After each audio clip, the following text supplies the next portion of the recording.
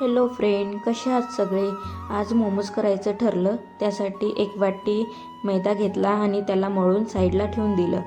नंतर पत्ताकोबी, शिमला मिरची, गाजर, एक कांदा, 2-3 हिरवी मिरची, कोथिंबीर, 4-5 लसूण पाकळ्या, अद्रक याला बारीक बारीक चिरून घेतलं. नंतर स्टफिंगची तयारी केली. नंतर कढईमध्ये थोडं तेल टाकलं, अद्रक लसूण टाकून दिला. नंतर कांदा, शिमला मिरची आणि हिरवी मिरची टाकली.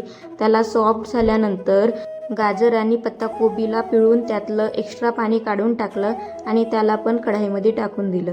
नंतर 1 चम्मच सोया सॉस, 1 चम्मच ब्लॅक पेपर पावडर, 1 चम्मच काश्मीरी लाल मिरची, अर्धा चम्मच हळदी पावडर, अर्धा चम्मच धनाकूट, अर्धा चम्मच जिराकूट आणि चवीनुसार मीठ घालायचं. सगळे मोमोज तयार करून घेतले आणि शिजवायला ठेवून दिले.